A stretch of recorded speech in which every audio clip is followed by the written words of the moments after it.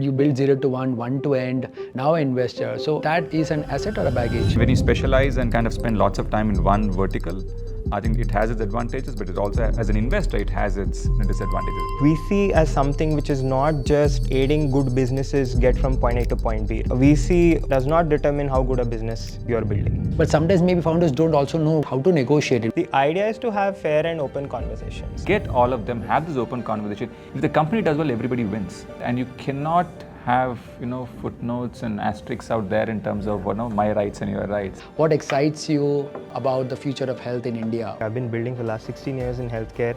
There's quite a bit of things that I know, only to realize that you come out of your cocoon and you actually know very little. Yeah, if you're solving for India, don't start with a market as 1.2 billion. Right? That's not your market. I think except for Aadhaar, I don't think any single product in the country that has 1.2 billion as a market size. In Angel, you're literally not thinking about IRR and you're just wishing the best. And I had in full honesty and a disclaimer told my partners that, look, I will say yes to everything. That's the best partner to have.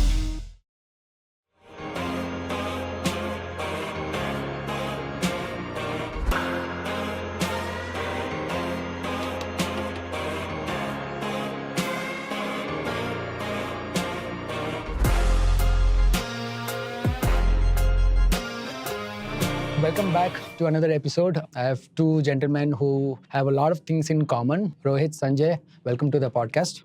Sure, man. Lot to talk to you. You've been entrepreneurs, operators, angel investors, and now full-time investor. Hey, thanks for having me here, first and foremost.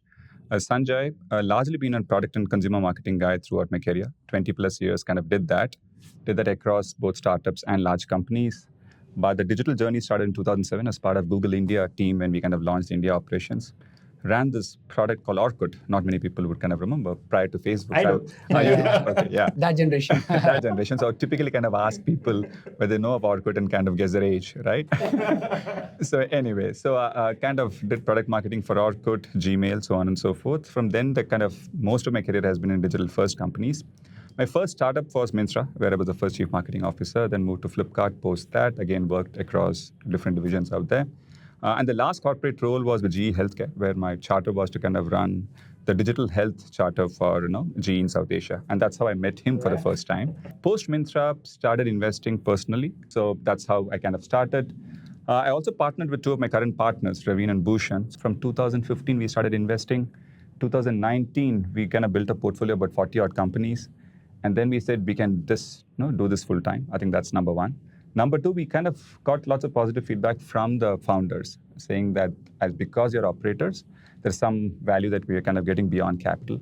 So we said, can we be an operator-led kind of a fund? Beyond selection, we'll kind of support in whatever way possible. So 2019, we took a call that we'll move to the proper dark side of investing.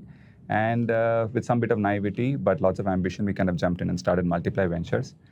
Early stage fund, fourth year in terms of operation. It's a 260 crore fund. We do fintech and consumer tech. 21 investments so far, 50% being fintech and 50% being consumer. In consumer, again, we break it down into consumer brands, enablers. We look at edtech as a portion, and health and wellness is the other big vertical that we can focus on. So that's been the journey, from an operator all the way till being a VC. Very, very early days for us. First fund, learning a lot. So, support comes naturally to us, but how do you really kind of manage the fund and grow and build an institution? Very, very early days in that journey. Perfect. There's a lot to touch upon, a lot of new things also you're doing outside the fund. Rohit. Well, I've been an entrepreneur all my life, man. Started my first business way back in 1999. This was alongside pursuing computer science engineering, graduated to be an engineer, went on to work with Intel and then SAP for a bit. Kind of got a bit enamored in terms of, big process thinking and so on, especially with SAP, because we were at the sharp end of, process decision making. I honestly don't know, and I tried to recall, I generally kept getting more excited when I see some of those big process thinking, and I was like, okay, I need to do something about it. Came back onto the entrepreneurship, started building in the F&B space in Bangalore. And then in 2006, got the opportunity to be a part of the CloudNine founding journey. It was my maternal uncle and my aunt whose original idea was to kind of come back and do something in the mother and child space. Absolutely fell in love with the problem at hand, the opportunity at hand, zero playbook, no one to emulate. That was the opportunity and the challenge. Long story short, helped build CloudNine into the enterprise that it is. With all of this, 2010 post-graduation from IIM Bangalore down the road, 2013 post-investment from Sequoia, I was able to curate a small incubator space within Cloud9, had a lot of product companies come and build with me. Quite enjoyed seeing the outcome of some of those initiatives, but had kept it simple and had not taken any equity. So 2015, put together a small family fund with a couple of friends and broadened the horizon of beyond just health. Went to, again, kept getting excited with some of those things. 2017, started working closely with a few funds to understand how does IC work, how do they kind of do decision making. 2019, I became a scout for Sequoia. Mad experience. The minute you know you're responsible for someone else's money, you grow a conscience.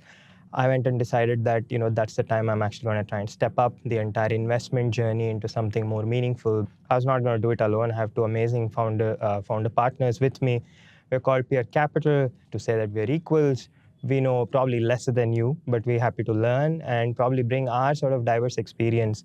Try and take the discussion away from pure capital as a commodity. Every country possibly goes through life cycles of, capital winning versus the quality of capital winning, and then getting into specific silos of stage, sector, and all of that, right? I think we're seeing that as we go. So I just think it's a great time for us to be kind of putting this together. We're a 500 crore fund.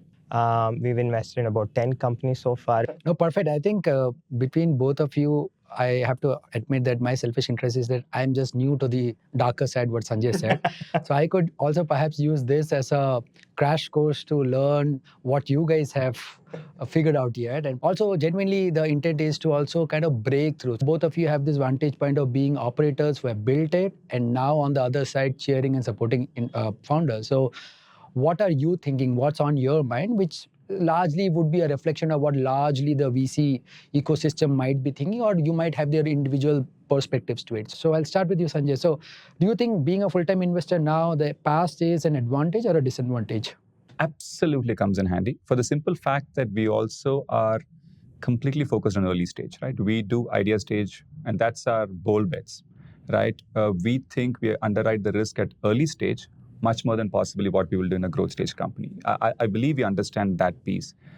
So to that extent, being part of organizations where you have built something grounds up, I think gives you certain levers that you have seen. The case of Myntra and Flipkart, just the fact that they're well-funded companies who made your mistakes and learned in terms of what works and what doesn't.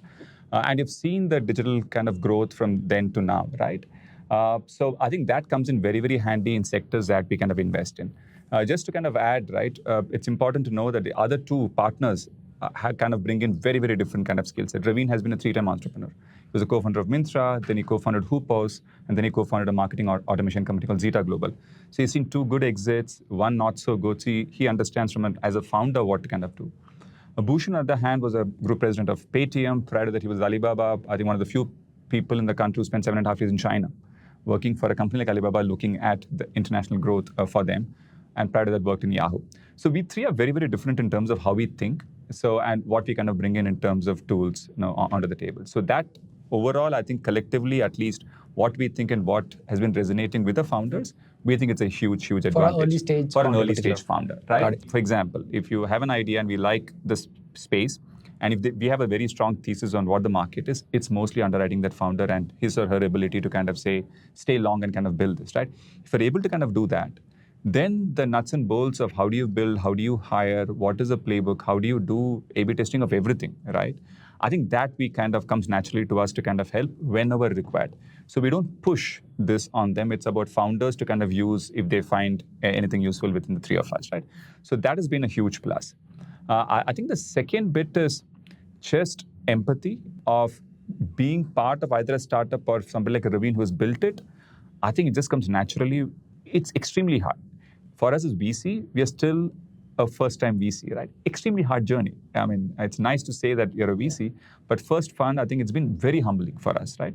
So it's almost like running your own startup. So I think that bit of just connecting with the founder and kind of really kind of going through that journey of why is it so hard, I think we understand it in a very, very nuanced way. I can't deny, I can absolutely resonate because that empathy part would naturally only come to someone who's actually built it. You've been an operator, build 0 to 1 journeys, right? Else, largely you also have people in the ecosystem largely looking more from a very metric or a reporting point of view, right? But in your case, likewise, that you've been an operator, you build 0 to 1, 1 to end, now an investor. So that is an asset or a baggage? It's actually a bit of both, the way I see it, at least, in the sense that at least in healthcare, the initial presumption that I had was that, look, I've been building for the last 16 years in healthcare. There's quite a bit of things that I know, only to realize that you come out of your cocoon and you actually know very little, right? I'm being candid enough to say that a lot of healthcare founders reach out to me, hey, I'm learning on the go with you. I'm one of them. And, I'll give you a simple example. For someone like me who is building in a mother and child space, you kind of understand the ancillary, maybe 1 or 2 degrees of, what was around it and such, right? But now, man, I'm having to look at, burden of disease index. I'm having to look at DALI and the other brother Quali and all that. I'm like, what is all this, right? And you are trying to translate all of those and to see how our founders kind of, transcending some of this information to say, what is it that we are doing, right? So I'm trying to look at, VC as something which is not just aiding good businesses get from point A to point B, right? And this is where I actually keep telling a lot of entrepreneurs that, look, VC or a venture capital of any nature does not determine how good a business you're building, right? And I think somehow in our country today, that is still not come through very well. They just think that if you're not able to attract venture capital, in some way it's a failure of some sort. It's really not. And why is that? I mean, good that you brought that up. I don't know. I think a lot of it has become mainstream. A lot of this has become more Over-celebrated. fanfare. Yeah, I think it's the celebration of having raised capital versus celebration of having to build a company which will outlive you. Right? We don't celebrate those things enough. Or maybe by the time you get to a company of that nature, you're so mature that you like, dude, it really doesn't matter. I don't want to talk about it, right? So you probably kind of get there, right? So, but I think, and like I started off, I think in our country, we're going through an evolution. And look, we will leapfrog. We won't take the same time as what developed markets took to kind of appreciate some of this as an asset class. It's just, 10, 12 years at best. So the minute you start kind of seeing cycles, you will probably kind of help founders also understand, like you mentioned, in terms of founders who have done this multiple times over. I think more of them coming into the playground, more operators coming into, let's say being part of capital deployment, I think will only do a world of good, right? There are some which are pure number-oriented decisions, and that will come. In every company, that will come, and that's a great stage to be at, right? But I think the initial stage where we kind of operate, I think a lot of decisions are based on fuzzy logic. I agree on the fact that the disadvantage is if you're kind of focused on a particular sector, there are lots of cognitive bias that kind of comes in, right? So if I think that I understand consumer well because I've worked in consumer brands, yeah, certain parts comes in naturally, but that also comes with lots of baggage in terms of these biases that certain things didn't work then. It might work now, but that strong bias that it might not work now keeps kind of coming. So it's very hard to kind of remove that. Yeah. And when you specialize and kind of spend lots of time in one vertical, I think it has its advantages, but it also, as an investor, it has its disadvantages as well. What you just said, I mean, there are signals and you are trying to figure out the signals. The idea is to now to kind of lay out a playbook, how you guys think. And like you said, there could be an advantage of knowing something, but that can also be a disadvantage. I mean, both of you are sector agnostic, but then you also have a specific background in your case health, in your case in consumer brands, fashion retail in particular.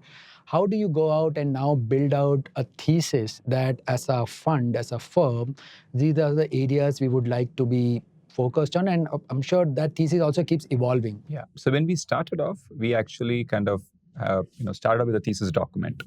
And thesis document, I clearly kind of remember this, we kind of kept evolving every quarter. We used to update it. And we updated it till possibly last year, right? So when we kind of did that, the two broad sectors, we are actually sector focused to some extent because fintech and consumer is all that we do. SaaS, we don't understand much. Deep tech, we don't understand much. Enterprise, we don't understand much. What I mean by we don't understand much, we said if it's 3 on 10 or 5 on 10, then we won't do that. And we are too small a team and too small a fund to hire specialists who can kind of do that, right? Within the constraints that we have, we said there are these two big opportunities. We possibly understand this a little better than the others, so we'll kind of focus on consumer and fintech. I think that's your first one. So we added the health thesis in the second year. And we still kind of believe that if the one sector that we have not done well is health overall, right? But the other two are something that we have kind of gone out of the market very, very strongly, fintech and consumer. So one way to kind of measure is here in year 4, are you seeing good founders reaching out to you for these two sectors? And the answer is yes. Right? I think in consumer brands, enablers, and fintech, we're kind of getting a reasonable amount of, compared to what we were on day 0. At the same time, we don't get enough of, so people have understood if I'm a SaaS company or an enterprise company, Multiply is not the place to go, right? So we will see that it's very, very less in terms of what we kind of get. So I think that is one. One is what you kind of have, the number of founders that you meet, and founders talking within themselves. There's a very large community. There's lots of communities out there, right? So based on your interaction with the founders, if you have spoken to X hundred startups on year 1, they kind of talk about what Multiply is all about. So thesis kind of spreads. And wherever possible, we kind of narrate that. So first and foremost is, consumer and fintech being the two sectors. I think that's one. I think the second bit is, what do you do to kind of make sure that you're learning on these two sectors? Because I can keep saying I'm an operator. I was an operator 5 years back. If I was a marketer 5 years back, last 5 years, marketing has changed dramatically. So I'm pretty much outdated with what happens in terms of marketing, right? So what all I can kind of bring onto the table to a startup if I'm investing in a consumer brand, certain things have not changed. How you think through a brand has not changed, right? That I can kind of help you with. How do you kind of strategize in terms of the playbook? Not. But if somebody were to ask me, tell me how do I do performance marketing, I'm not the person for that, because again, it's changed. So what you kind of bring onto the table, first is the thesis, then the sector. In sector, what do you kind of look at? And really as a team, are you kind of learning enough? And how do you learn? One is what founders tell you, and one is you kind of go and meet other VCs as well. For example, the 2 interactions I've had with Rohit's partner on a B2B kind of deal, we came back with lots of learning. Similarly, we kind of do that with other VCs, specializing in that. Just one-on-one. And I think that one-on-one gives you far more than just sitting in conferences and listening to people. The one-on-one is very, very useful in terms of how, and especially if you have a close relationship and if you're very honest with each other. Very tactical it is. Very, very. I think so you can kind of bounce off ideas. You can talk the bare bones of what is good and what is not. And I think we have also entered into a space where, as he mentioned, it's been 12, 15 years, and possibly all the learnings, mistakes have happened, and maybe it's the right time to enter the VC landscape with where India is at this point in time. How do you then just go out and map that the certain investment criteria? Because that not necessarily mean that, look, health or let's say weight loss, I'm just giving a random example, could be an area because there is a market opportunity, but there are tons of people trying to solve that in very, very different market, and some might have a large TAM within that and some might have a very minute. So what then becomes your investment criteria, that how do I look upon a certain opportunity within a certain thesis playbook of mine? So look, I think across not just health, for us, one of the things that we are, at least at this time, fussed about is to say that are people creating categories, right? It can be a subcategory, it can be a main category, but we are actually trying to say that are they part of some teams which are doing this for the first time and trying to create or forge a new identity or new way of doing things, right? So far, we've kind of stayed true to that to say that, this has to be amongst a fair few number of people who are actually taking that attempt. In health, if you kind of think about it, yes, a lot of things are working, a lot of things are not working. So we kind of go into those mechanics to understand that, okay, what is the gestation period that someone is kind of looking at, right? And you've been vocally talking about it. I've been talking about it for ages. In health especially, you can't burn to earn, right? You can burn to learn, but you can't burn to earn, right? And I know it's rhyming, but there's a huge difference, right? Because especially in health, I just believe that this is one of the category where the propensity to pay will always remain high. If you're building something with a particular premise that, here's a use case that someone will need it, there is a willingness to pay, right? So it cannot mean that you will actually go and burn to acquire someone for that time and continue to burn to actually keep them in that, right? And yes, people have built large businesses based on that, but they started in a particular time. You can't go and reinvent the same thing. If there is an avenue to say that, are you being an enabler of what is the government's rails on something like this, which is the ABDM, can you actually create something which is super impactful and meaningful, right? So that is something we really like as a playbook, to actually be able to talk about something to say that, hey, yes, it's not as fast as UPI because UPI came from a regulated industry and then said that here's what you need to do. But here's a fairly good guideline. The other thing we are also trying to looking at is, again, this is a matter of evolution, is the way we see it, is, yes, you have to build companies that last, but you have to kind of map yourself to the fund's journey in terms of timeline too. Like his appetite at the 4th year of investing is going to be very different from my appetite at the 2nd year of investing, right? Quite often we also see that founders don't really understand this nuance. And like I said, it's also because the ecosystem is evolving. There aren't enough people talking about it. The kind of pressures that you would come under when you have multiple investors of different timelines on your cap table is, unless you lived through it, it's very hard to even relate to it, right? So how do you kind of build some of those equations? And which is what we are trying to do, a time motion kind of study to say that point A of entry, what is the appetite for capital attractiveness over a period of time, right? Yes, we want every company to go public and, kind of stay on its own 2 foot, but it requires intervals of capital infusion as catalysts, right? There's so many fantastic funds which do this fairly diligently. It's good for founders. It's good for people who come a little earlier in their sort of primary target in terms of, capital or the volume of capital they want to invest, right? So it is going to involve, so for us, it's a little bit of mapping on some of these aspects as well. But like I said, the primary thing is about saying, are they creating a category? Yeah. So extension to this, if you're creating a category, how do you then go about and assess the market potential? Because for a new category creation, there perhaps is not enough data, or you'll have to dig deep to find out what is the market potential to it. It's not defined. It's not a delta increase of what's already there. Then how do you kind of assess how large it is, the acronyms TAM, SAM, how do you come on and then have a conviction categorization to theek hai, but there is a decent large enough market for me to go and bet? Yeah. So I think we have kind of learned from year one to where we are right now. I think we have kind of changed our own way of looking at TAM in a very, very differently. So as operators, I remember kind of working in Myntra when we kind of got Series A funded. And we kind of moved from being a personalized merchandise, to a fashion. I still remember I used to send emails, T-shirt, personal emails. Yeah. So at that point in time, so the internal meeting after we kind of got the Series A was, how do we sell shoe online, right? And there was a massive trust deficit in India, 2010, of people buying clothes online. So the target was, can we sell 10 shoes every day? That was how we kind of started. And it was Herculean task to sell 10 shoes online, right? But you kind of started. But the investors out there, in this case, I remember Tiger, who was one of the investors, gave us clear examples of what happened in China, what happened with an investment in Brazil, what happened at Zalando in Europe, so on and so forth, right?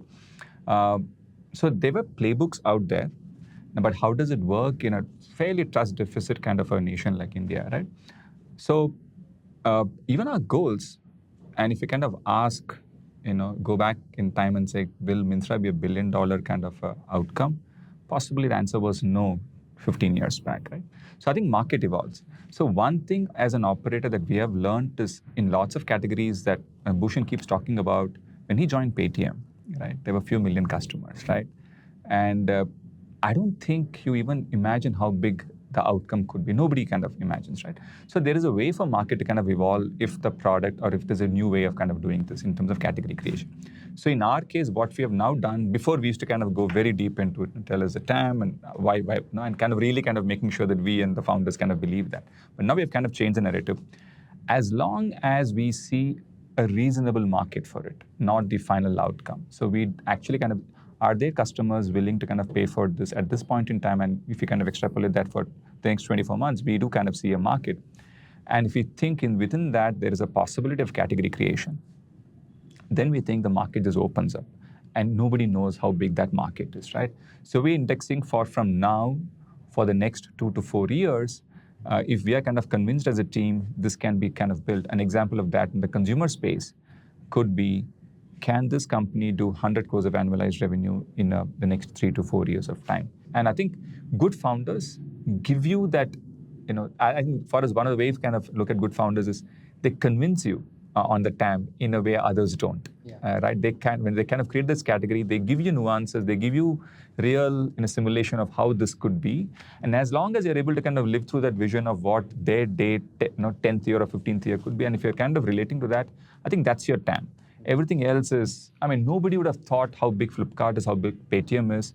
If somewhere 15 years back they said Paytm will do X number or phone pay in the way that currently is, I think they are wrong. I don't think anybody can predict some of these new categories. I think it just kind of grows with the country and with lots of other ancillary that kind of comes together. But walk me through backwards. Like you also said that, look, you want to invest in things which are category creation. Founders are coming, building their conviction, their future vision that this is how it would be. And let's say in a scenario, and I'm sure these emails hit our inboxes almost every day, that you're using AI to solve drug discovery.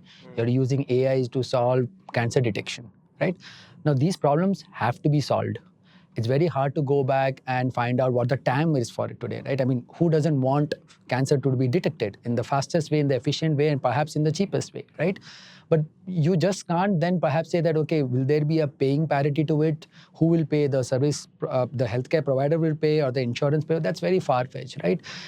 Let's say, assume you also bet on the founder. Founder might have a pedigree, their heart is at the right place to solve it. How do you then go back and do a certain due diligence behind to say that, okay, I can bet on the founder, but this tech is something which I don't understand, right? So IRR is not as much of a challenge as it's for you, but the imperative remains same, that how do you evaluate from a due diligence point of view? Yeah. How do you do that? Yeah, so look, we always go with the assumption that we don't know enough, like I told you, right? So we always make it a point to kind of build an operator consensus network around each problem that we're looking to kind of get a solution for. So even if it's in the case of health, right, you actually reach out to folks who are possibly, let's say, the first customer for some of them, possibly someone who's kind of tried this, possibly is the incumbent who, for whatever reason doesn't have the sort of mechanisms to actually kind of change tactics to go there faster, right? So you kind of involve a lot of these guys to actually say that, hey, is this real enough, and is this a solution? Is this the path to the solution that they're taking? Is it real or not, right? So we actually build consensus in that way all the time. So far it's been working really well, that we actually speak to, we believe, are people who know a lot more about that industry, right? We take our own decision, but we kind of do this in a collaborative manner. But look, if you have that, it's also, I believe, because there is, like you said, you want to focus on 3 areas. That's what you want to play around your strength. But you also have, let's say, a personal philosophy. The personal philosophy that, okay, I want certain, let's say in this case, health, a paradigm to be solved for. But that may not fit in the fund's philosophy because it could be deep tech, which you may not understand. How do you resist the temptation to be on the bay to say that my personal philosophy is that, yes, I want to back the founder. I may not have the, let's say, the creds to do a DD or an evaluation, but as a fund, I can't step in. How do you resist that temptation? It's a great question. So one of the things that we decided on day one, when 3 of us started this, that we're going to be a true partnership as a decision-making framework. So we have kind of run it like a total partnership. 3 of us don't say yes to a deal.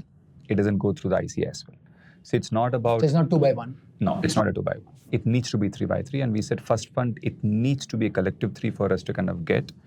If one of us feel differently about something, we can, it's on the onus of another person to kind of convince. But the fact remains that we said we are a partnership firm. And as a partnership firm, we'll make this decision before we take it to IC. We will thrash it out in terms of why we will invest or not. And there the question of, if I'm personally kind of want to kind of solve something, but as a team, we believe, no, it's not the case, then we don't, right? Also, I think, so there are 2 ways, right? The opportunities come in multiple forms. I might say that these are the 2 sectors. But there are also these sectors, and I'll give an example of this. We said fintech and consumer. 2 years back, Web3, blockchain, crypto was the taste, right? Everybody was talking about that. And we started getting so many deals. And 3 of us are wondering, in all honesty, what the heck is this? What is Web3? What is blockchain? What is crypto, right? We're just trying our best. And there are a few LPs who reached out saying that other funds that have invested in, they're doing. How about you guys? If fintech is part of it, this is the next big thing, right? So there was some bit of inbound from LPs as well. So we decided, we spoke, and Bhushan said, you know what, I will do all the bits of learning, and we will kind of have, so he used to kind of take every fortnight, take a class on what he has learned from others, and we used to sit and kind of listen to him, ask questions like a proper classroom. We did it for 3-4 months. After 4 months, the professor Bhushan asked us, what is it? I'm like, I still don't understand as a student, right? So does that mean Bhushan did do a good job, or he genuinely thought it's not an area where No, invest so I into think it? we kind of reached a point when we said we can't, right? We just not equipped to make decisions on this, and there's enough and more opportunities in the areas outside of it, right? So we said we will stay away from it, right? Cut to where we are right now, which is AI, right? There are lots of inbounds in terms of everybody's talking about AI. Now, we really want to kind of understand what is AI? Is it horizontal? Is it vertical? How we kind of look at investment. So we're kind of learning, but we haven't kind of changed the thesis of saying that we're going to invest in AI first kind of companies. So this personal versus partnership, we are partnership first. And you also keep away that you don't do a personal check. Everything goes through fund. Everything goes through fund. Got it. I just want to add to that. Look, the temptation is very real. And in my case, I think even more real because, like I said, I'm 2 years behind. Was always a very happy angel man, right? Because my next question was to get to that. Yeah, and in angel, you're literally not thinking about IRR, and you just wishing the best, right? And I had, in full honesty and a disclaimer, told my partners that, look, I will say yes to everything. That's the best It's your problem. So I think one of the things is, again, having my partner Karthik, who's done this as a fund for so long, he brings a lot of these nuances in terms of portfolio construction, fund economics, and all of that, right? I'll be honest, I'm very new to it. And till, I think, yesterday when we were flying together, I was telling him I still don't get it. Because yesterday we issued a term sheet and he was taking me through the math. And I was like, dude, you lost me there. Like, I still don't get it. But the fact is that if you don't have discipline on, let's say, the ownership that you end up undertaking as part of the investment, if you start compromising on some of those, if you start compromising on, it's fine, it's a great founder, great opportunity, we'll just put $1 million in, we'll see how it goes. That is where you start losing discipline. That is where you'll start losing the power of compounding. I haven't seen it. Karthik has seen it. Ankur has seen it. And we just believe that, that is enough for us to kind of say that, okay, these are the constrictions that which we will work with, right? This is what I was trying to come back to the earlier thing as well, is to say that not enough founders kind of map some of these things into, why should I talk to this guy versus that guy, right? It's because sometimes you have to move away from just the flavor of capital to understand how these things work. And it's the same in the case of an LP too. Institutional LP is very different to a family office. It's very different to an HNI or a founder friend, where, again, a founder friend is taking an angel bet on you, right? You'll do something. Family office is probably looking at, small signals again to say that, how cohesive you are and what and all of that, right? An institutional investor is actually going to be like all about discipline.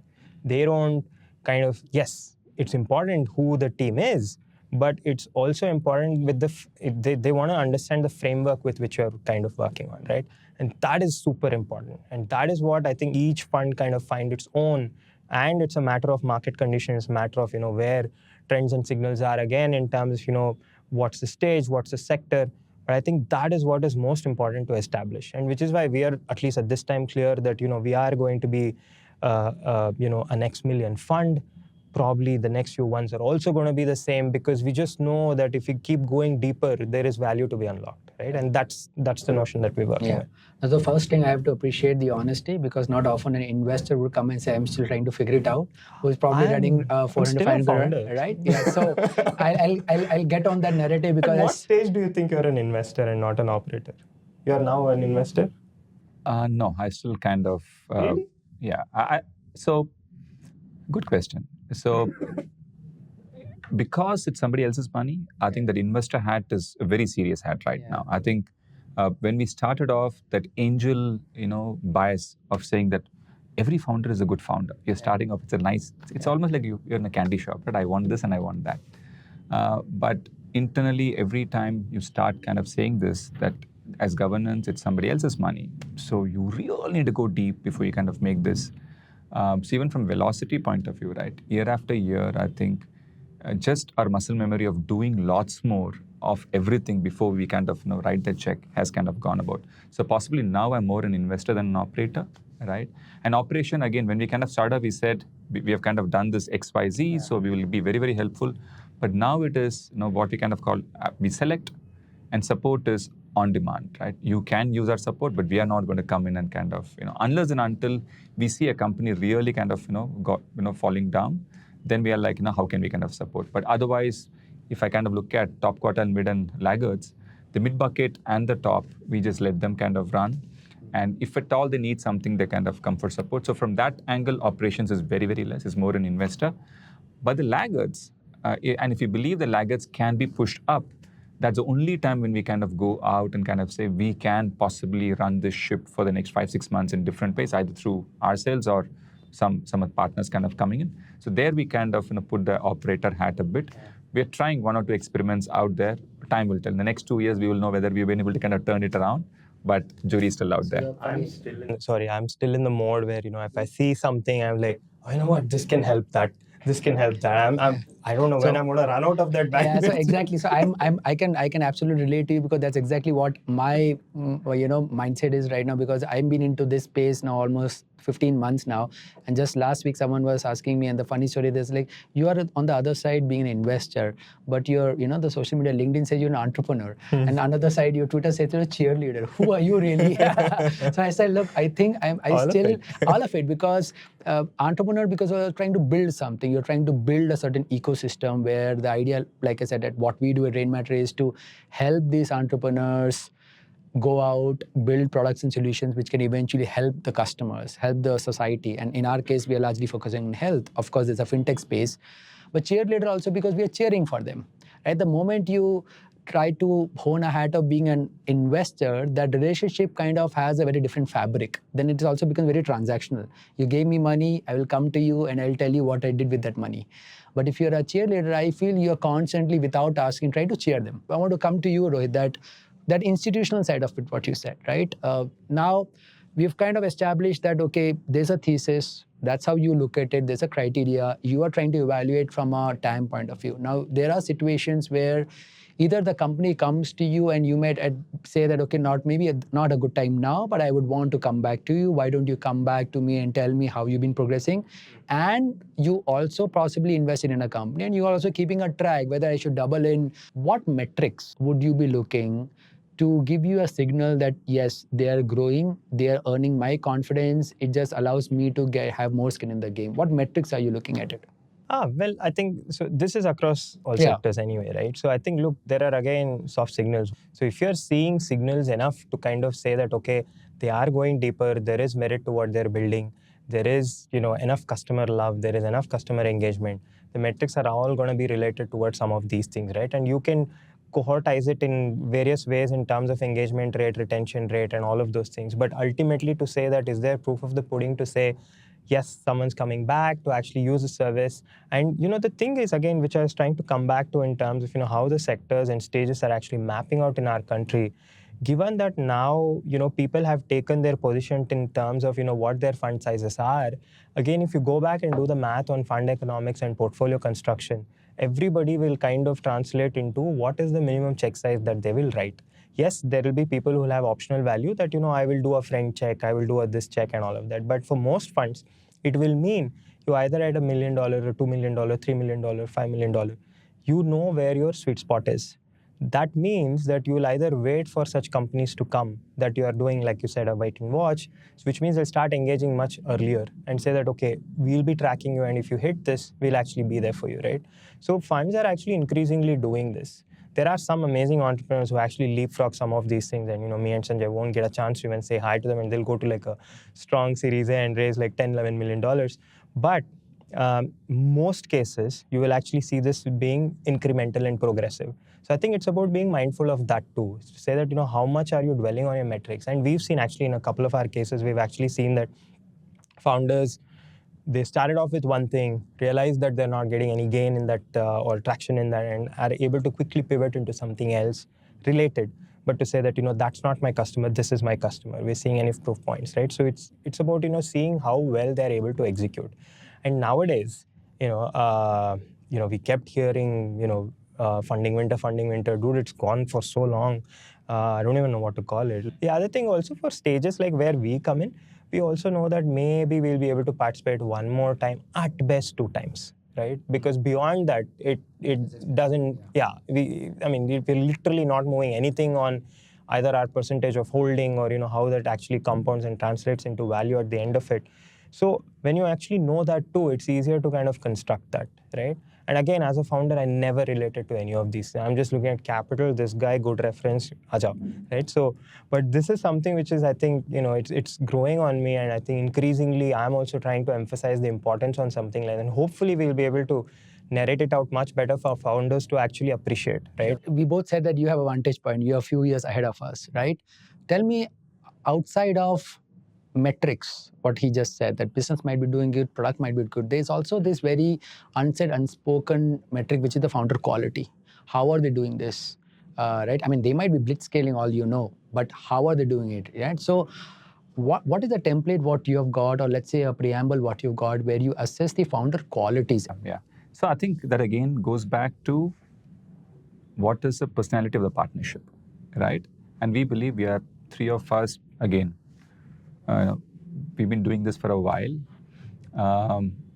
So as a partnership, I think we are fairly conservative in our personality. I think we have a value system which is very, very different, right? We are fairly frugal in the way we run our partnership. We are very frugal in lots of those things. So for us, the comfort is when we meet a founder who's extremely smart. By the way, what is frugal? Like, you don't have a fancy office, no ES? Frugal in everything that we do, right? So essentially... Well, I know you don't have EA. We don't have any EA. Yeah. I mean, so we do everything ourselves, right? So frugal means you'll take 12% instead of 10, like that. No. Frugal in the way we kind of run the partnership, right? So it's first fund. Yeah. So first fund economics are very, very different than what that's a different topic altogether. No coffee is in Meridian. Correct. Right? Correct. I will take a cab and come to you. Correct. Right. Correct. So from that point of view, I think three of us like a certain persona of founder. There's an archetype which there is that kind of. So for us, I think very, very, very soft, like humility, humbleness, how we kind of come across. I think there are certain things that I think we like. I think that's the softer aspect of it, right? I think the second way of kind of underwriting is we normally have multiple conversations. Once we think that this founder is building for an area that we like, then it's largely founders' ability to kind of keep narrating the story. We spend lots of time. And if there's a tech angle to it that we don't understand, like Rohit mentioned, we kind of get some specialists to kind of really kind of give us that feedback because we don't understand this enough. But then I think if you're having 4, 5, 6, 1 hour, 2 hour kind of conversations, and I think we have progressively started spending lots more time with the founder before we make that investment decision. Then you ask about everything: life, relationship with money, siblings. I think lots of this conversation gives you far more about the personality that he or she is. And I think that's a second bit, are we kind of getting enough, indication in terms of how long-term this person is going to be? Has he or she seen, both headwinds and tailwinds in life? So on and so forth. That's a second bucket. And a third that we do is just from where this, was this founder referred? Who referred? What is the point of reference? Just talking to the network in terms of, what do they believe this person kind of brings in, right? So I think there is a type of great founders that fits into our archetype in terms of personality. That bucket comes in naturally. I think where we struggle is the next level, wherein we like a bunch of things, but there are certain parts that doesn't kind of echo well. There are certain founders that connect with you, and as long as it's in your thesis, you kind of go ahead. And there are certain that don't. So we've been both lucky and unlucky in the sense that we're currently in the middle of an investment wherein the founder has got a term sheet, very, very capability. We like everything, but there's a very large investor who's kind of come in, wants to take the entire round. But the founder believes, and we actually believe that there's no value that we can do to the space that we're going to invest in. The founders know much more than us. But the founders come back saying that we have liked the conversation with you. We think you're going to be on value add. So we want your check. So we will kind of create a small space for you, right? That is one way. The other way is that we want in, but the founder is very, very clearly saying that the larger VC doesn't want anyone else in, right? So I think both the things kind of happen. But founder underwriting, I think you keep kind of building that. And I think the more deals that you see, the more founders that you meet, and the more the mistakes that you make in terms of certain cases. For example, if the company doesn't do well, and if it was largely to do with the founder ability to kind of execute, but you thought that the founder had the ability, then how do you kind of go back and kind of really reflect and saying, what did we kind of go wrong, right? But if anybody's saying they have a clear playbook of underwriting a founder, I think you can get 70 to 80% of soft references, pedigree, whether you've solved this problem in the past, how mission-driven are you, all those points you can kind of put and kind of map it out. And there are certain founders that gives you the high of every time you've interacted, you go back saying that I've learned so much more today. And certain founders, it's equal. I think you kind of contribute. And in certain founders, first time when you meet, you feel that there is a potential, but he or she might not really last the distance because ability to take that pain is not there. And there are indications that the founder kind of gives you, that ability to take the pain for a reasonably long period of time. I think you kind of keep getting better. The more, I think it's just the more you kind of be in the industry, more muscle memory you kind of develop. For us, the large template is both inward and outward. Inward is how good he or she is building a team. What is their retention mechanism? How liberal, when I say not ki, I say de do, but how do they kind of understand ESOP pool and the gravitas that it brings, right? How this is inward. Outward is stakeholder management. How often do they engage with, let's say, a quasi board? How often do they engage with the ecosystem? How are they able to articulate their storytelling of what they're trying to build?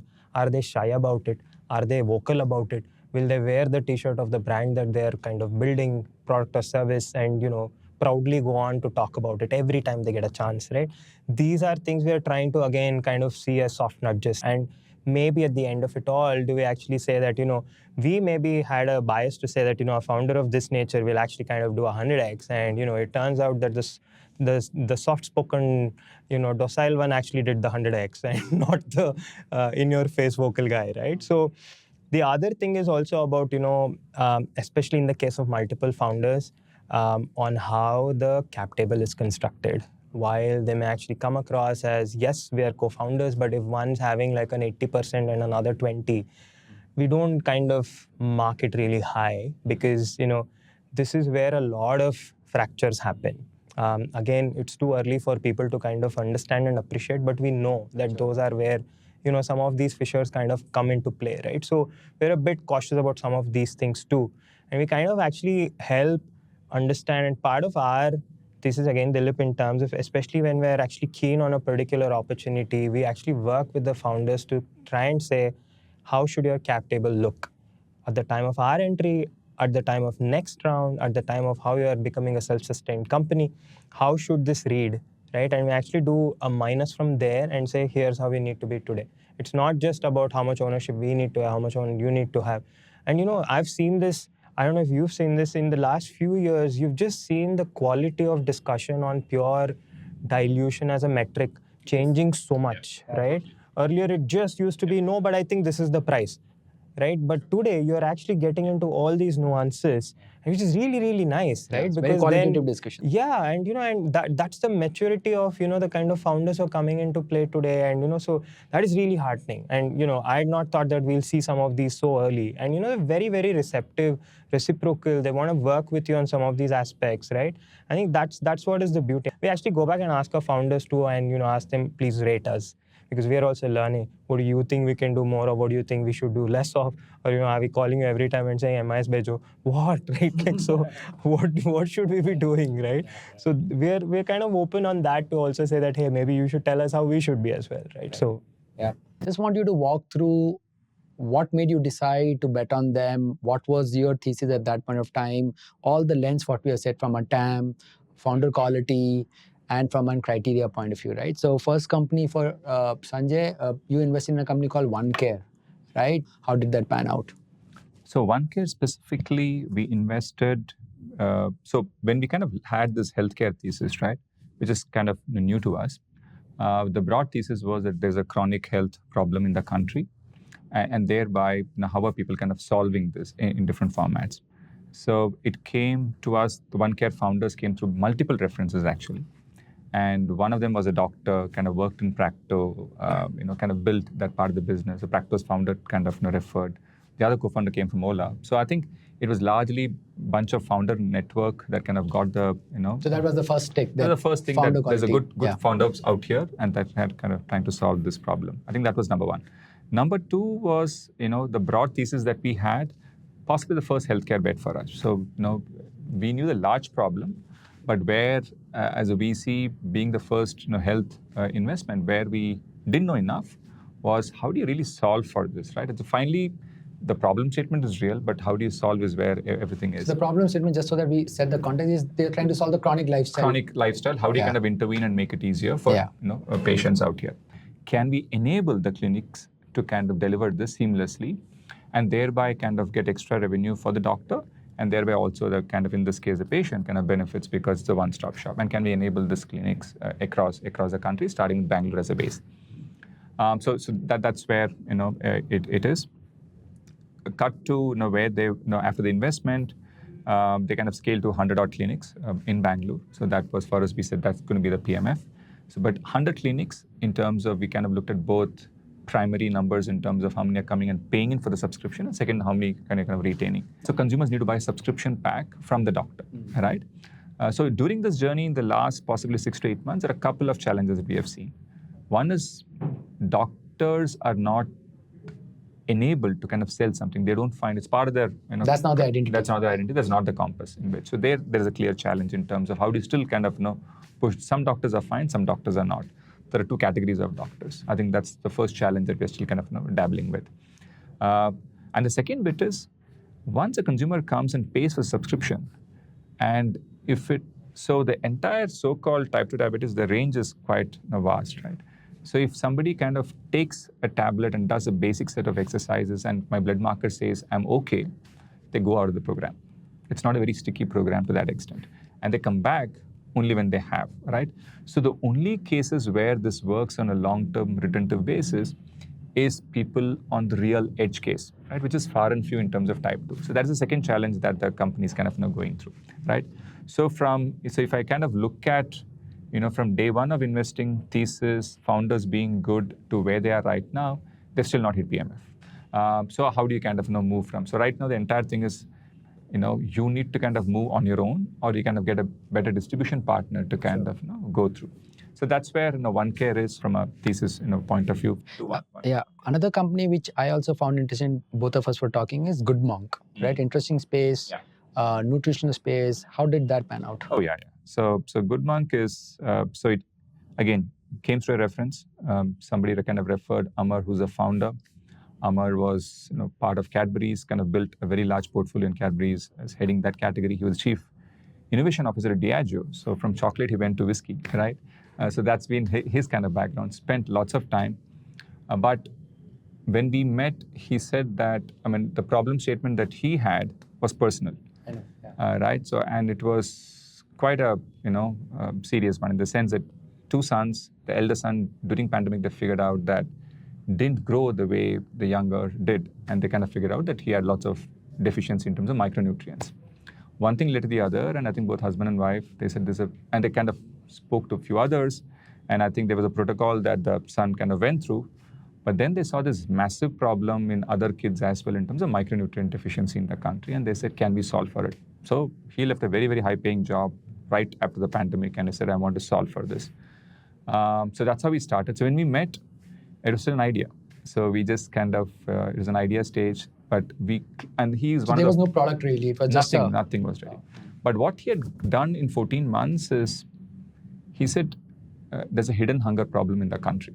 And that's his large, and we kind of learned that part of what is this hidden hunger, right? That because there is micronutrient deficiency, kids specifically have different kinds of issues. There could be growth issues, there could be energy issues, there could be gut issues. But because it doesn't kill you, lots of families are okay with kind of putting some protocol in terms of some OTC drug that you kind of give for the kids to kind of go through that point in time. But this was a fairly large problem out there. But kids are also in urban centers. Kids were also eating lots of, I would say, junk outside, right? Because of, whatever. Now, his entire thing was, can I kind of make it very, very easy for parents to have nutrition in the kids' meal? So I think for 14 months, he worked with a large scientific council, and he kind of had this powder, which was odorless, tasteless. Like a top-up on an existing dish. So any food that you have, you kind of add this. It had basic micronutrients, probiotic, prebiotics, kind of a mix. And the idea was that it will kind of help you kind of with the overall health of the kid. So we liked the overall vision that he had, and we really believe that he is a mission-driven kind of a founder. I think it was largely a very, very strong founder thesis. In this case, how are you doing the evaluation technically, that the product is really what it is claimed for? So I think, so we're doing the thing, fairly large scientific council he put, and this is a who's who of India in terms of scientific council. It's just kind of talking to them and kind of figure how serious are they involved in this. They're very, very serious about it. This was a very long partnership they've kind of signed up with Amar. That they were actually, a scientific advisory council helping him with really charting out this problem. And he had already kind of started validating this clinically. So when we kind of met him, he just had this powder and that was pretty much it. But the way he went about kind of doing this was very, very different. He knew how the distribution kind of functions. He had thought through how the brand is going to be built. I think lots of those were just what he's done in the past. So we said we will start, we'll start with a small check and then kind of build it up. So that's how we did. So it was been for 15 months with him. And as we've kind of gone along from then to now, a bunch of things have happened. One is it's a single product company, and it's almost like Athletic Green in the US, right? Single product, you just keep kind of doing that. He kind of had a 4 months clinical validation of across 72 people, blood markers, monthly check-in. Clearly, protocol said that almost 95% of the audience had a very clear benefit in terms of lots of markers. Cut to where he is right now, I think great love for both the product. His repeats have crossed 30% right now. People are just coming and kind of subscribing to this product both online. So great love means it's a good NPS as well. Great NPS, right? The primary product was for what age? This is kids. Now it started with kids, but now it's called a family nutrition. So anybody in the family can kind of take it and add it to the meal. So there are two SKUs. One is 50 for 50 I'm plus. known because I have spoken to Amar a few times. So one is a different SKU for the elderlies, and then which is all-purpose family. 50 plus and 50 below. 50 below. So that's the way he's kind of. Yeah, but kid is usually I think 3 or 4 plus. Yeah. Oh, that young. Yeah. So people can kind of add this, but most of his core audience are kids who are possibly from 7th grade all the way till 12th grade. And that's the key. It's just like a top-up, like any dish you order, it's tasteless. It doesn't change the palate. It doesn't change the but color. it just gets you a micronutrients. And you can't make out. So once he adds the product, you just can't make out. The other thing that we did was before he said, I can add it in milk and you won't know which milk has and which milk doesn't. And it didn't, right? And that's how we started. And the larger vision that we really liked was, what will he be 5 years from now? He, in his mind, I think he had kind of charted it out, right? He said, I'm going to be a pure play, preventive healthcare kind of a brand, right? And I'm going to make it so clean, out there, and everything's going to be clinically kind of validated. So that was first. Now, as we speak, during summer, he launched a fruit powder that you kind of add to water. And he said everybody is drinking from Rasna to Tang to whatever is loaded with sugar. So can I really give kids something far, far better? Because changing people's behavior and what to eat, what not to eat in a market where your GDP is growing, per capita is growing, for you to say, don't do this, at least we even feel that it's going to be very hard. The fact that first time you made money and some of the goodness is the bad things that you're going to eat. That unfortunately, that's the truth, right? But can you still kind of have a healthier life by adding a GoodMonk to it? So in a category like this, sorry, just to add on, how are you mapping out the TAM expanding? Because there's no existing category. Like people, like you said, usually on a tabletop would have a pepper or a salt. To have a vision that you have an equivalent third, which is, let's say, my add-on, right? How do you then go out to map out that what the TAM could be? Yeah. So one is he clearly explained in terms of what the TAM could be for GoodMonk as a brand across this portfolio of 5 or 6 products. Very believable in terms of how he was kind of planning to expand. That was one. The second, we took lots of proxies, right? Proxy for me was, when I got introduced into running, right? One of the things that I saw everywhere was Fasten Up, Uniwave, all these brands. And I was thinking the gels, for example. And I was watching Fasten Up as a brand itself. It's amazing in terms of how a very specialized kind of a product, really targeting endurance athletes, amateur athletes, how that product has kind of grown. And if you can kind of build a 100 crore annualized revenue brand out there, with a very, very small niche audience and then kind of expand into other categories, that was a proxy saying that if you can build that out there, we clearly saw that it's, if you do this right, you can kind of build 100 crores for sure. And then the same philosophy of can it be 500 crores, you take it from there and then you kind of build it out, right? So in our mind, we said 100 to 200 crores for sure will kind of happen. when he kind of said, I want to build a 800,000 crores over the next 10 years' time. So it's more of, and again, we aligned with this vision. You can discount it here and there. But the other bit is your PMF immediate and where you are, right? And as we speak, we're kind of closing in on a pre-series A. Some good investors have kind of come in. The velocity in the last 2 months has been great.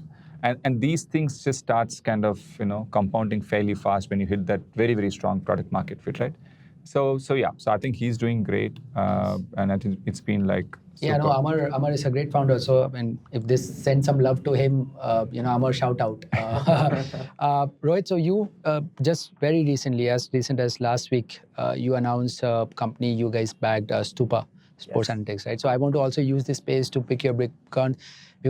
We didn't meet them, but we were evaluating this space. We had met few other companies, and I want you to perhaps prove me wrong because you made a decision and we haven't been able to make a decision because our conviction, not a conviction, our understanding was that sports analytics is perhaps not yet there for India, because academies and coaches won't pay. Yep. Because they themselves are not earning much. But there's a large audience outside of India. And I know Stupa, kind of focus on that.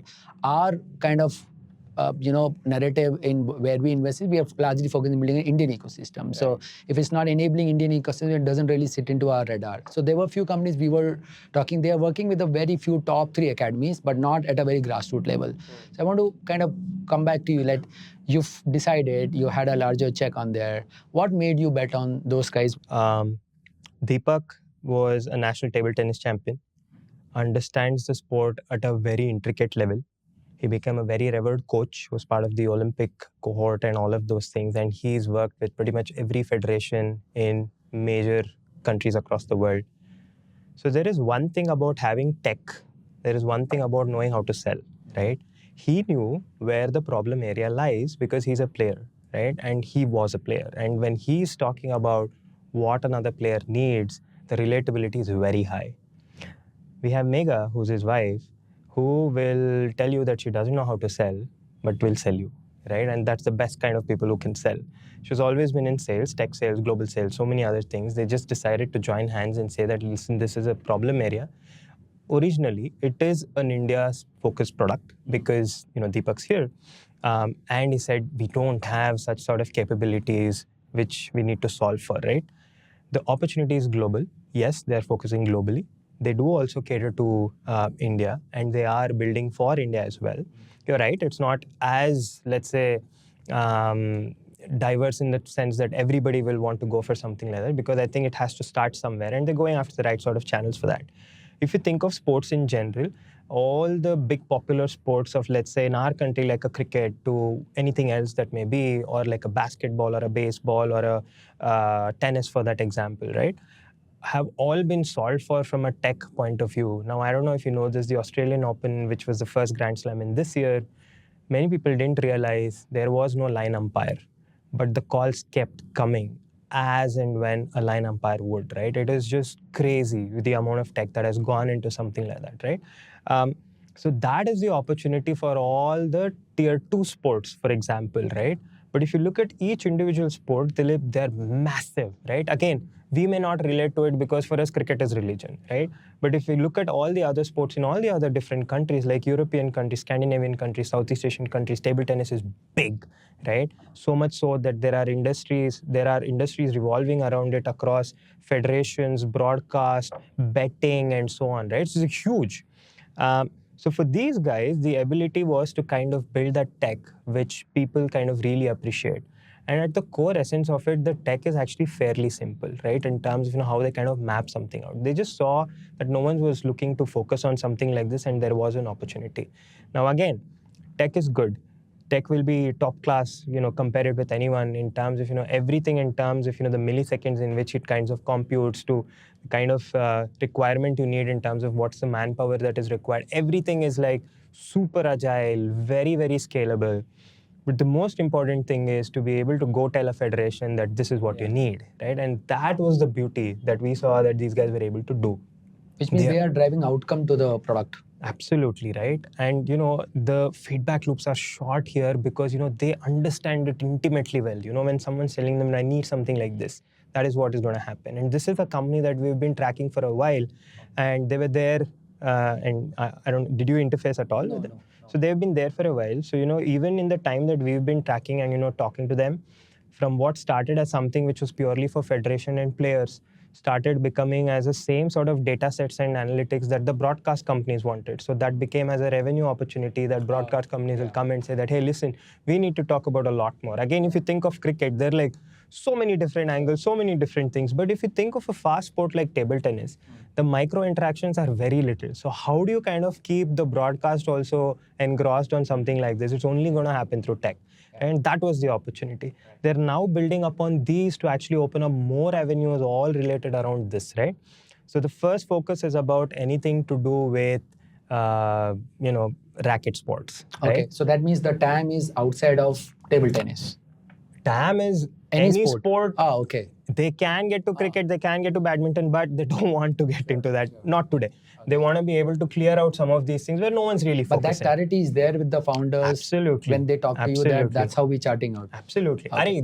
But was that important for you that it is not limited? Very important because, like they've shown it to us that they had some pretty exciting contracts which honestly can change the dimension of the company from cricket, and they said no to it.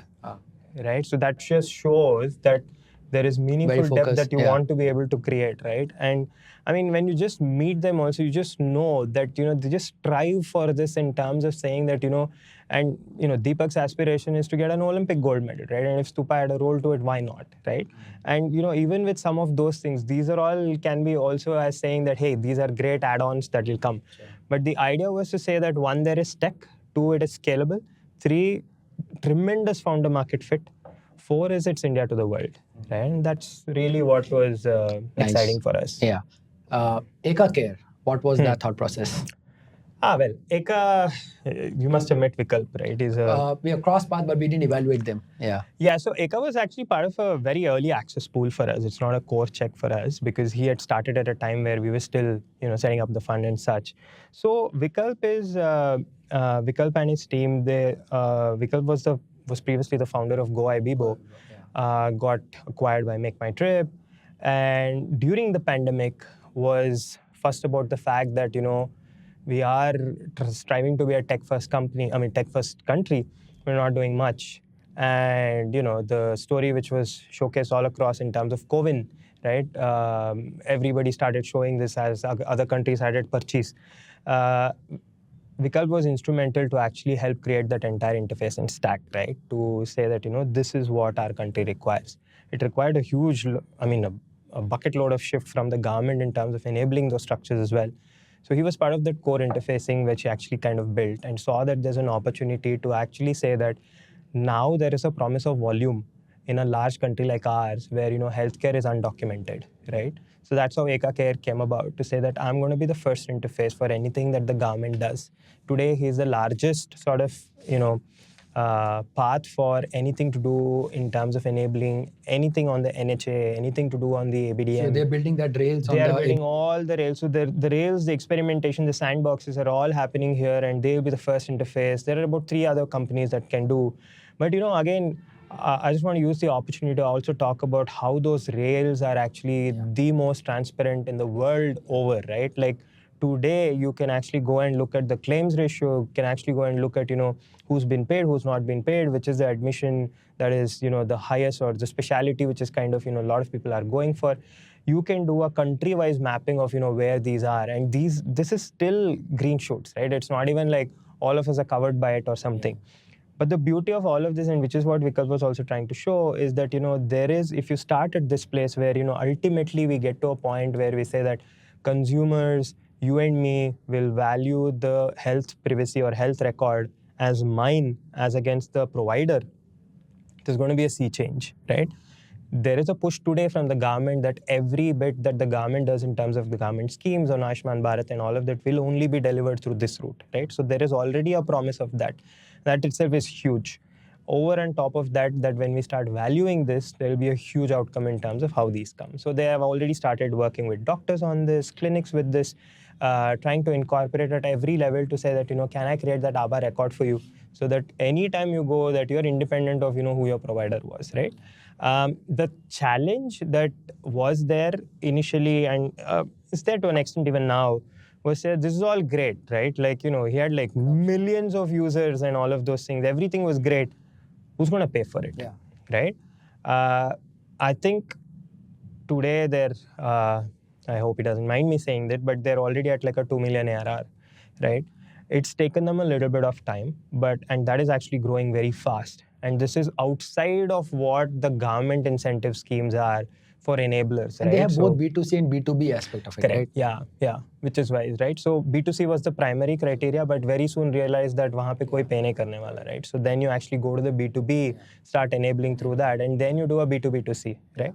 And that's what is going to be. But he's at a critical juncture where, from here on, you actually start going deeper into the value chain across the customer lifecycle, that you're actually able to introduce it here.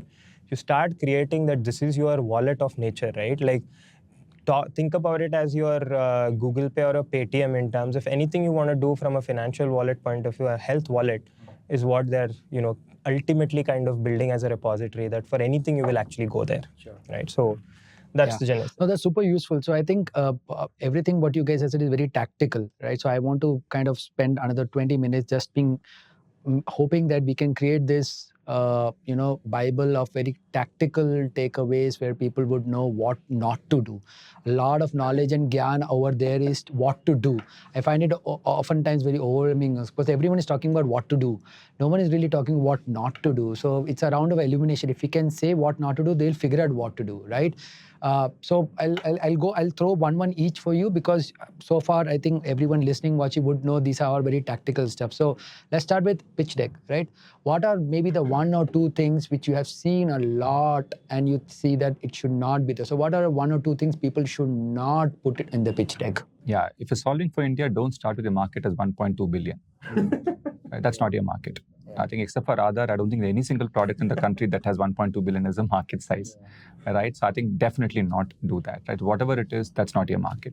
Define your markets. It could be small, but as a founder, define clearly in terms of the opportunity, even if it's, for example, it's 100 crores is where I have visibility to, but be honest and say beyond that, I will kind of get there and I'm willing to have the discussion. I think definitely one is, if you're solving for India, if you're sizing the market, give or take, have some bit of accuracy or some bit of ancillary, units to kind of come there and kind of define that. Don't start with 1.2 billion. I see lots of decks with 1.2 billion as the market, which is definitely no. What is something? Can I add to it? Please. Most founders don't realize that most of the decks will actually be read in isolation, right? You don't have the founders taking you through the deck or giving their side of the story. A lot of people miss that. So I have actually seen overpopulated decks where I don't know what they're trying to tell, right? I think those are the worst ones. It shows that you're great in filling up information, but it means nothing, right? So if I have to tell someone something, is to think that, in isolation, if someone had to read this, does it kind of tell the story that I want to tell, right? I think that is the most critical one that someone has to assess. Sure. So if you get the pitch deck hopefully right, what are the maybe one or two things you should not do in your initial meeting? You call, you meet. It could be a partner meeting or it could be just a one-on-one meeting. What are the few things they should not do? I think, maybe one thing that you shouldn't do is to probably agree or disagree a lot. I think one needs to hold their own. And interestingly, and again, most people won't tell, most founders, most investors won't know as much as the founder does, right? So it's about hand-holding and taking them through the entire aspect. If you kind of start agreeing too early, then it kind of dilutes the entire point to say that, okay, I think I know more than the founder, so then he doesn't know what he's doing, right? Or what she's doing. And the other important thing would be in terms of body language, how you kind of actually, take this entire proposition through. We've seen people having very little confidence about what they're doing. It may actually be an amazing product or a service that they're building.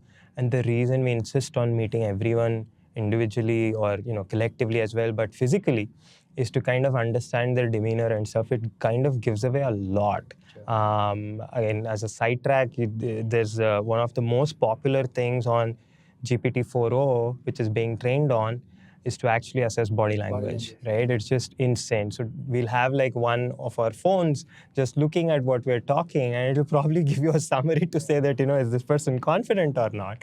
I mean, that's real, right? Because look, ultimately you're in the business of storytelling, right? If you're not able to kind of convince the other person about it, you can't just let the data sing. And in every company that you think of today, right, for one glorified founder, you will see there is one founder who's also kind of doing the grunt work and not actually taking the merits of being out there, right? We've seen great partnerships work that way. So some people are absolutely fine saying that, look, I am the guy who will actually get all this grunt work done. You please go market it. Absolutely fine. But that has to be sufficiently clear. And in most cases, it's really not, right? And that is what is important. The other is also, we touched upon it earlier, but I think staying very true to the cap table is very important in terms of, we were talking offline as well, to be completely clean in disclosure in terms of, if you got something agreed upon with existing investors or employees or your co-founders, to be absolutely true to that, because that, no matter what, will actually make or break the deal, right? That's the founder quality. Yeah. At the stage where you are, largely both of you, the early stages, right? How important is for a founder to have financial projections when they're trying to put through a pitch deck or to meet you? Because this could be a situation where there's an idea. You invested in GoodMonk at the idea stage. Other companies where they might be at the fringe of getting a PMF or not. So how relevant is to also kind of put through a financial projection that this, what could be the revenue multiples be? Yeah. So I think once you come in for the meeting, not necessarily, absolutely not expected in a deck, but once you kind of come into the meeting, and if the conversation goes very, very well, at that point in time, I think every VC wants to know this question of, can this be a big outcome? For every VC, I think the thing is, it needs to be a big outcome. And the big outcome is based on two aspects, right? One is ability for, I keep going back, the ability for the founder to really kind of paint that dream in terms of how this can be, and substantiate that with, at least for us, it's near-term numbers, right? The financial projection need not be for 5 years, 10 years, right? The next 12 to 24 months, once you have this capital, as a founder, you should have some idea in terms of how the dream is kind of panning out. And if your PMF is going to be end of 18 months, what happens end of 18 months? I think that for us, I think that is more critical than what happens beyond that. At 18 months, if you say this is the number of consumers I will have, this will be the repeat that I'm striving for. See, everything is best effort, right? This is the best effort that I'm going to put in. Then we kind of have this discussion in terms of how much to kind of discount it, how much to kind of push it. And that's once we decide to kind of invest, that's something that we go back and forth. But I think 18 to 24 months, a founder needs to kind of have a way of how the ship is going to sail. You can't just go there and say, I've got money, now I'm going to start thinking of how it's going to be, right? I think most of the good founders have a clear understanding of where, what kind of team that I'm going to have, what are the team cost, how much am I going to spend on marketing. I think they will have a fair bit of thumb rules and playbooks. So it's important for us as a fund, 24 months. Beyond that, we don't kind of look at it. What is Can I just add to that? Yeah. One of the things, like I was telling you earlier about the founder funda, is I think we've already started developing a soft bias towards people who own up data really, really well, right? In terms of, again, it's not in terms of just they bring the data, or they have it on the back of their mind? They have it in the back of their mind. They know every single field that they adjust in terms of how it's actually going to pan out for them, right? So things like owning up unit level economics, be it a product or a service, on every single thing in terms of how the cost of that good sold or cost of that product to be made, how is it trickling down to the last buck? It's absolutely imperative that they own this up, right? So this, we just fall in love with people who actually know this inherently well. It's not about how beautifully it's constructed. It's about knowing that you own all of these individual cells, right? And we've had discussions where like probably 15 windows open in terms where each one of this, but that's the beauty of it. Every single thing on what you touch and where it kind of impacts, right? I think that is very, very essential, and this over a period of time can be translated into someone in the team who will actually own that up. But initially, to have that sort of diligence in terms of owning that data, I think is absolutely crucial. What's the general heuristic of figuring out what the valuation is? I mean, again, very speculative topic. There is a version which the founder brings on. There's a version which the investor apply. From your lens, how do you go about in figuring it and eventually kind of having the sign off to say that this is how I would value the company? Yeah, so for us, I think it's actually fairly simple in the sense that, the kind of capital that we want to invest in the company is fairly standardized. And it is also standardized in the terms of, what is the sort of residual ownership that we would want to have, right? So it's usually a calibration or a discussion, again, taking the At a founder fund level, through. you have that. We have that as a discipline, and that's really what we want to focus upon, and we kind of impress upon the founders also to say that, look, this is where it is, right? And we are actually trying to give them our path to say why this partnership is important at a stage like this to take it to an outcome of this nature, right? And I am actually individually as well going out and talking about stories about saying how 1 or 2 fractional points honestly makes no difference, right? It's about getting good guys who will actually believe that you can get there. We haven't honestly had conversations where someone has been too sticky about a particular valuation. If there is, they need to kind of prove that out to say why, or there needs to be an offer that someone's kind of backing up to it, right? In which case we kind of decide, and we were talking offline about it, to say that, are we willing to be a part of that or not? But in most cases, I think it is there.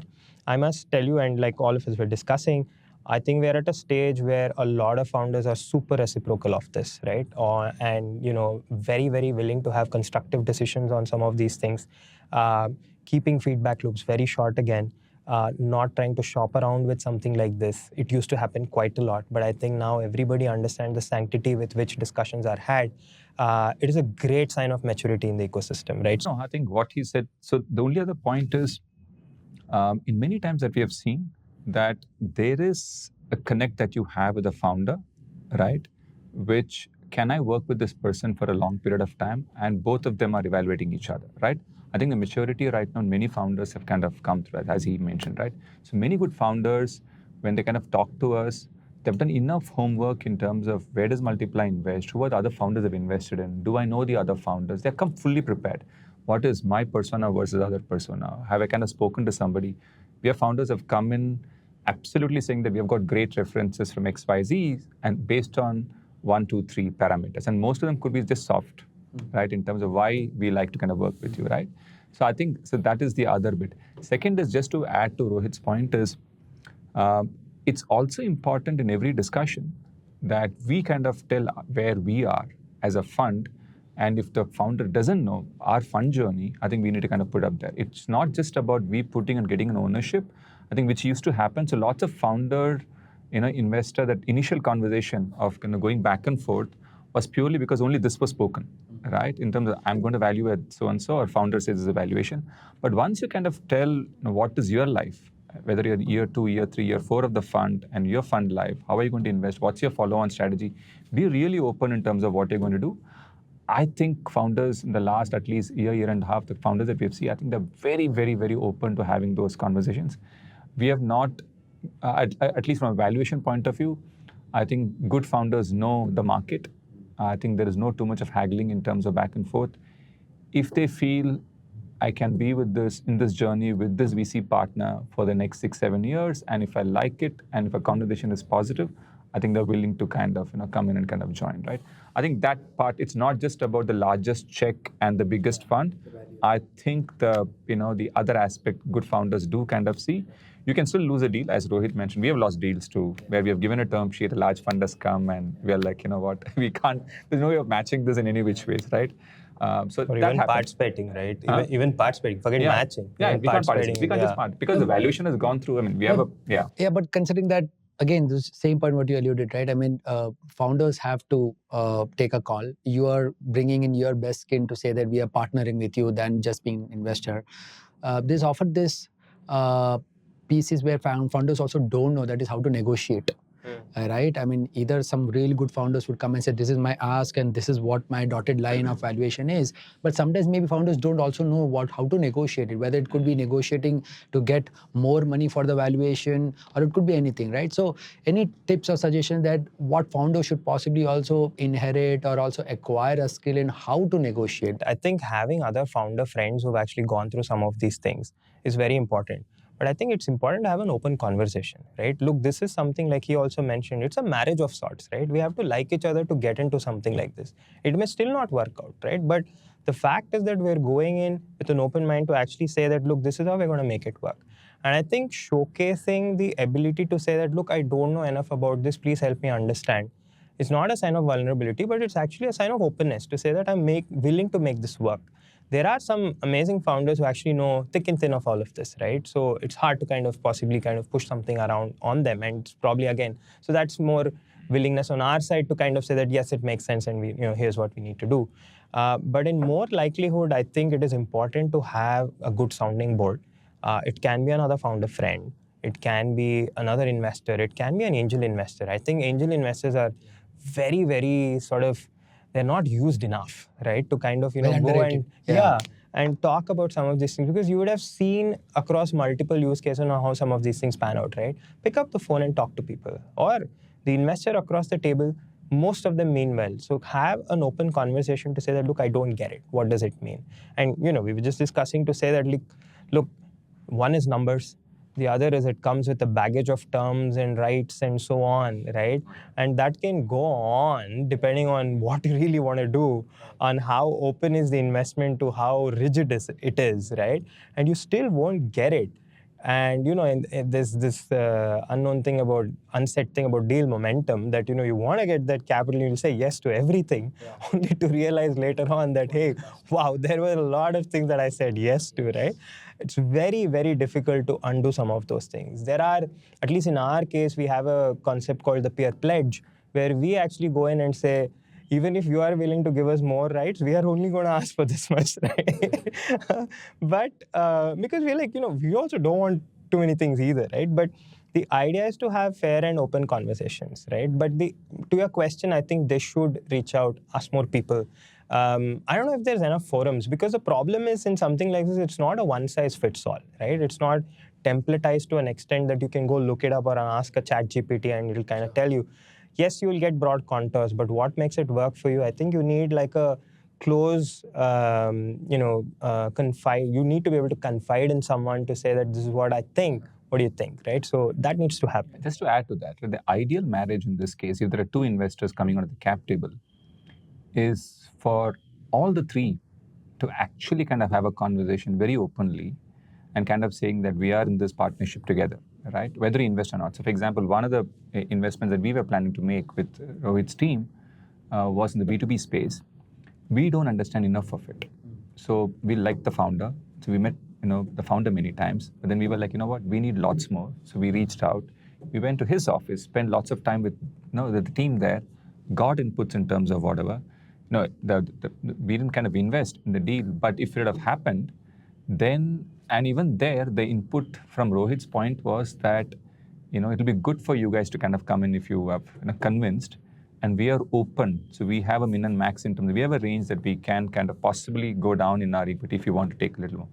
I think that needs to happen in any of the early rounds, that if you are, if it's true partnership, get all of them, have this open conversation. Because if the company does well, everybody wins, right? And you cannot have, footnotes and asterisks out there in terms of, my rights and your rights, right? It can be as simple as that, but I think it will take some more time, I think, for the entire ecosystem to kind of evolve like that, wherein there's open conversation with, especially in the early stage, there are two good VCs or three, whoever it is, kind of coming together, and the founders coming together and having that conversation. Right. No, Rohit did the perfect job of actually naming the firm very well, Peer Capital. So he's making sure that, they are peers to all the rounds. So if they are not, they will allow others to be a peer to them. So, I mean, that's perfect. No, but gentlemen, I think the idea was to kind of put through this playbook in a very practical and a tactical way. And I hope that is what we could accomplish. The podcast is the other side, and you both have a unique other side. So I want to quickly get onto that, right? Why is 50 a special age now? We were just talking off the camera. There's a lot what you're trying to achieve. And I'm sorry to kind of put that out now. There is a whole lot of Sanjay, which I know. We have traded a lot of notes around that. So what's that, Sanjay? Oh, yeah. So I fell in love with running. I think it happened just before 50. I think 3 years prior to that. And at 50, I kind of said, you know what? The next 5 to 10 years can be extremely, extremely fun. Very late. And found this passion of running. And I said, beyond running, what else can I kind of do? So endurance became, quote unquote, something that I'm very passionate about. So I had some strange goals when I kind of turned 50. So I said, I want to run the 6 major marathons. For the people who don't know, 6 world majors? 6 world majors. Yeah. Do you want to name the majors? Yeah. So there is Tokyo, London, Boston, Chicago, and New York, and Berlin. are the 6, right? So I want to kind of run those 6 full. So did my first full in Mumbai last year, and that was the starting point. So I've been kind of training pretty hard for that. So I have a fairly disciplined kind of day-to-day kind of a life. So every day morning you do strength training, you kind of run, and 6 days a week I just do that. Sunday is my rest. So that's my so-called 50th when I turn 50. How much of that philosophy is engineering you to be on the other work what you do, that is being an investor? How much of that I think discipline? it's helped me a lot. It's really helped me a lot in terms of discipline in every way, right? I think that is one. There are 2 frameworks, I think the last 5 years that has really helped me with life as such, I've started enjoying the journey beyond the destination. Before I used to be destination-led. In the last 5 years, I think I really love the journey of what I'm kind of doing, all the pain that you go through in terms of training. I think that is one. Second is I have goals, but my expectations are very, very low, right? So I think that's really kind of, I don't have very high expectations from, what I want, but goals are there, right? So I think these 2, I've been trying to really work on that, going forward, I'm going to do that. So I think these 2 frameworks, I've been applying pretty hard on the investment side as well, saying that you need to be kind of doing all the right things, enjoy the journey. I think there's only so much the destination is, right? The luck has a big, big part in this entire game of VC, and that's not in your control, right? So I think that is one. So I think I feel I'm the healthiest, best of me at this point in time than what I was. So all those things happened when I turned 50. So maybe one hack for people is, if they're hard to find Sanjay on emails, probably swing by to Kavan Park on a Sunday at 4:30 a.m. Or 4:30 a.m. Build your endurance so that you can keep up with him at his pace. Possibly you just won't have 2 minutes, but you will have 60 minutes to pitch him, right? So you look fit. I'm sure you're doing a ton of things. So what's your playbook? Okay. When it comes to running, I told you I only run between meetings, nothing else. Yes. But very specifically, what are you doing for your fitness? I'll tell you a backstory. Like when building CloudNine, 24 hours was not enough. I'd completely ignored myself. I was obese like crazy, and you and I share that as well. It was just not a priority, right? It was just about getting work done. And only to realize, maybe when my kid was like about 3-4 years old, to say, like I can't even match the energy of a 4-year-old, to say that I need to take control of this. And really started trying to figure out what was, diagnose myself in terms of saying what was it that I was doing wrong. Turned out that my eating habits was horrid. That I would eat 1 meal in the day and not eat anything till like really late, and then just eat whatever I could find my hands on. And the solution given to me was eat more and eat properly. So that actually caused a huge difference in terms of, how I could like control my weight and all of that. And of course, started like a proper routine on strength training, and as well as pick up a sport and play, right? So I've just found that, and I have a teenager, and he just challenges me to everything. He just wants to beat me at everything, and sometimes I give in, sometimes I try hard. The founder in you is still giving out a shot. Yeah. But the routine that I've stuck to now is 3 to 4 days of strength training. Typically play a sport at least twice in a week. Sport has literally helped me kind of tune out of everything else, because you have to give it your all. It doesn't matter if you're winning or losing, right? But the fact that you're fully involved kind of, gives you that sort of, it creates that vacuum where you can then go back and stay refreshed and act upon it, right? I think these are important. And also probably we're at that stage in life where you also need these ebbs and flows, right? I won't say that every founder needs to kind of have some of these things. And like I fully admitted I was working 26 hours a day. I'm not saying someone should do that either. But I think having a routine for, staying fit physically, staying fit mentally, I think is very important, right? And we are, leading into a generation which is a lot more on snacking on different kind of foods and whatnot, right? But I think it is important to prioritize one, to say that, without me being at my best, I can't give my best, right? Yeah. So I think that's usually the philosophy. What excites you about the future of health in India? What are the trends? What are you excited about people building things? So health is, again, I need to kind of start by saying that health is very new in terms of from an investment point of view. But having seen the problems are fairly large, I think it is just growing. So I think all the data I would say is is that the problem statements are real and somebody needs to kind of solve for this, right? And the way to solve for this, some of them are extremely hard problem to solve because intent and the behavior needs to kind of change, right? And these are very, very hard. But smart founders, I believe, can kind of solve for many of these cases. So one is just the opportunity. Second is personally the journey of what, at least so far, I think what personally my journey has been in terms of healthy living, in terms of eating right, just doing the basic things, right? The basic things can be boring, right? It's not for everyone, but it just helps you, in many ways. So just staying healthy as a framework and what all you do to kind of stay healthy, I think that's the second bit. And that for me, and I kind of reflect that on how I kind of make the investment as far as health is concerned. For the second fund, I think we're kind of really looking at how big this health opportunity could be, who are the good founders, really kind of doing lots more homework and connecting with the ecosystem before we start making investment. Because as a fund, I think we need to kind of still learn more in terms of intricacies of that. So every time there's a health deal, the first person I kind of reach out to is I'm like, Rohit, and his answer is the same. Why do you think I'm the right person? Right? I usually say whenever there's a health deal announced, very good chances Rohit might be there. So that means there's something the founder is doing good, which they have validated, and hence he's there, right? So what's your excitement? Because you've been the guy who's built it, who's the guy who's cheering it. Yeah, what's I'm not your taking excitement? that pressure again, but look, I think there is, honestly, the macros are good. There is good tailwinds in terms of where we were a few years back in terms of, let's say, anything to do with digital adoption on anything related to health is, again, increasingly growing.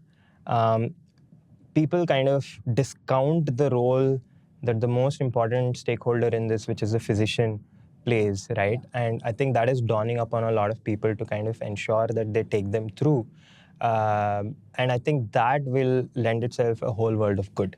Because like I alluded to in the first part of our chat about what is one is to many, you can't do that with just tech alone, right? You need the physicians to be a core part of what you're trying to build.